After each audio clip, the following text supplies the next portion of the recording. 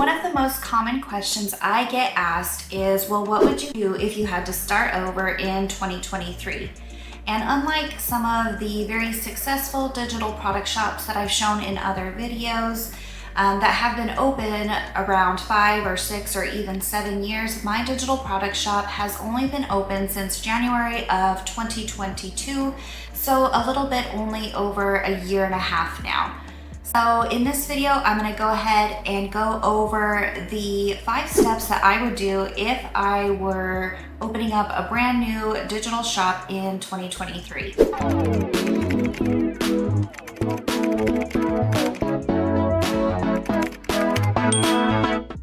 The first step that I would take is doing my proper research. So I would research until I found a highly profitable audience, not a highly profitable product. As an example, I am talking about an audience that is highly passionate about something such as their hobby, their occupation, or something that they like or love. The examples that I have here are dog owners, nurses, horse owners, or camping and outdoor enthusiasts, and this is just a few examples that I came up with just a little bit of research. They are by no means the only profitable audiences that are out there, as there are thousands. So I would look at it from the audience perspective instead of the product perspective first, which is kind of backwards with the way most people teach on YouTube or in courses these days. Really look at the audience as a whole, as a group of people who are, like I said, really excited about something or passionate about something, and go from there. So in this example, I'm going to go ahead and go with dog owners as the audience that I would be targeting to create my products for. And the next step that I would do is validate that there are products actually being sold in this niche and successful as well. So I'm going to go ahead and hop over to Etsy. And I did just type in a product that I know is popular, which is a personalized dog bowl, just to start things off. And I'm going to go ahead and search by bestseller, which the way to do this right now is just to click all filters and then click on star seller, click apply. And I've done this before in other videos, but just showing you how I like to filter out the results just to make sure whatever it is that I am validating is actually going to be a profitable product and audience. So I'm going to go ahead and hit enter. And what that does is brings up only the bestseller results, because that's all that I want to analyze and make sure, because essentially it is just about finding products that are selling well so that we can make sure that what we create is on that level, if not better. So I do have Everbee, the keyword research tool, installed here. So I'm going to go ahead and click Product Analytics. And this is going to go ahead and give me all of the stats for the listings on this first page. And then I'm going to filter by monthly revenue. And this is just going to give me an answer as to whether these products on this first page, which there were only about 84, I think, so not very many as far as competition. And if you're worried about customization, I will go over that in just a bit. But I'm basically just looking at this monthly revenue number here to validate that items are actually being sold in this niche and product category. So I know that this is a type of print on demand one, as well as a few other ones down here that I saw. But right away I see this one is making over 5,800. This one down here is 38. These are 37 and 32. So there are plenty of examples, different shops and different listings that are making multiple 4 figures off of one listing. So that being said, the next step that I would move on to is, I'm gonna go ahead and move my slide, is to create a hybrid type store. And I've seen this being shown around a little bit on YouTube before, but it is something that I had tested out last year before deciding to go fully digital. So I do know for a fact that this method does work, but I would launch both print on demand and digital products on the same store, targeting my specific niche that I came up with. And the reason that I would do this is because with a lot of new stores and new sellers, your payment is put into a type of reserve until you process and fulfill the order and it's actually shipped. And so I know for print on demand sellers that can be kind of a holdup because you don't get access to the funds to go ahead and process that order. So you're kind of left out holding or having to come up with the money yourself in order to be able to process those orders. So with combining the digital products and the print on demand, essentially if you are selling digital products, you get paid for them immediately. They will deposit into your account the next day if you have your deposit schedule set up like that on Etsy. So for any digital products that you're selling, you'd have access to those funds the next day.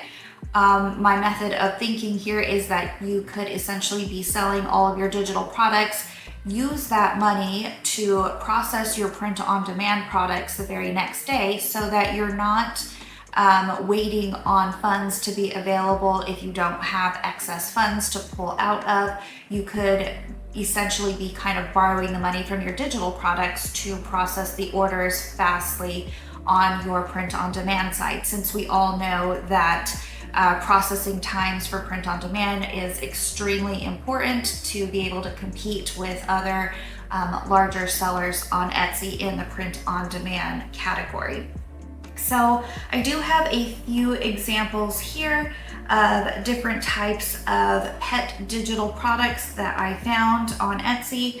And I do have quite a few other categories and audiences included. If you are a member of my course, just make sure you click on that. It is under the bonus materials, but I do have a lot of different audiences that you could combine print on demand products with, along with your digital products as well. So I have Printify pulled up here, which is the print on demand provider that I have always used prior to my digital shop on Etsy. I did 2 years of print on demand using Printify only, and they're extremely easy to use and always have tons of new products coming out, so I do highly recommend them. But pulling up just the pet category here, you have a few different pet products that I could see doing very, very well. Not only just customized products, but just like the little handkerchiefs and the dog sweater. Of course, the little dog tags would probably be a personalized item, and then your dog collars could or could not be. You have a feeding mat, you have dog pillows, you have a leash, you have a different type of mat, and then you have the bowls as well. Okay, and a little side note here, I do see a lot of channels out there right now either doing new shop series or opening up a new shop and starting over in 2023. If you would like to see me open up a new hybrid type shop that I am talking about here, be sure to comment hybrid in the comments below, and I will really think about doing this as a challenge and opening up a new shop with this method and document the process along the way. Step that I would incorporate into a brand new shop is offering customization. Customization is actually the reason why I got out of print on demand over 2 years ago, was because it was extremely time consuming to fulfill customized orders, which is the only type of product that I had on my print on demand store. It was a bunch of copy and pasting all day long to fill those orders. But today, with new customization AI apps out there like Hello Custom, you can have AI fulfill your order for you and do the customization for you as it integrates directly with Printify and your Etsy account. So I have been playing around with this a little bit, and I would definitely incorporate it into my new store if I was creating a new one, just to be able to stand above most of the competition and have an easy way to fill your orders without having to manually sit there and fulfill your orders by copy and pasting and then filling the orders in Printify. So you could essentially set this up where they would fill your customization with the app here on Hello Custom, and then you just basically have to push a button to fill it with Printify.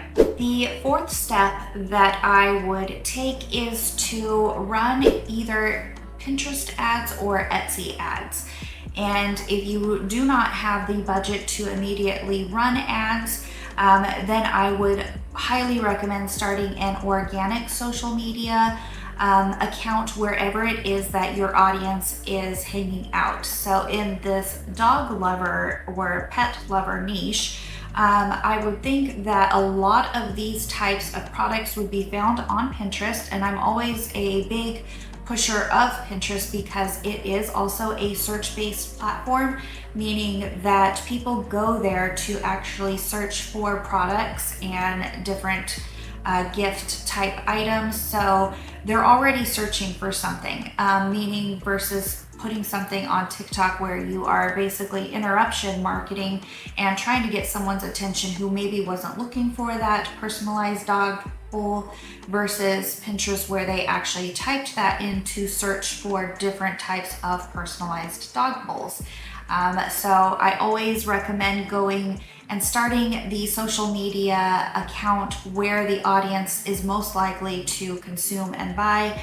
And in this case, because it would be in the gift buying niche, or for as a new pet owner, they might be just trying to look for cute pet products, Pinterest is probably what I would recommend for this.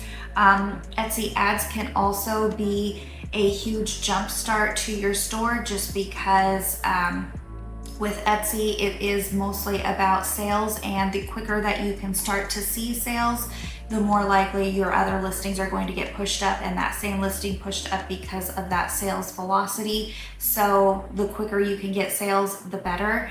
There is a lot of back and forth about Etsy ads, and if you don't want to do it or you don't have the budget, then just be prepared for your organic SEO to take a bit of time, and that can be anywhere from a couple months. And if it's not seeing sales after a couple months, then it most likely is probably due to the design or your SEO in general. The fifth and final step is to start your email list from the beginning. I made the mistake of waiting to start both my social media Facebook group and my email list till about 6 months after I had switched over to my digital shop. So that is 6 months worth of customers and times that my link could have been out there getting new customers on my email list that I wasted. So I highly recommend starting your email list from the beginning so that you can continually to market to those customers over and over again with new products, depending on what you're creating, so that you're not constantly trying to find new customers on the Etsy platform. You can set up your email list with an autoresponder like GetResponse or MailChimp, which is what I currently use, or there are even built-in email options into tools like Allura that has an email send and an email opt-in page builder. So I highly recommend trying out theirs if an email autoresponder is not something that you want to learn about setting up and taking the time to get a domain and everything that comes along with creating or setting up your email responder. Hopefully this has been clear on what I would do to start a new Etsy shop in 2023. And if you would like to see me try and start a new Etsy shop with this method, please just let me know in the comments, and thank you all so much for watching.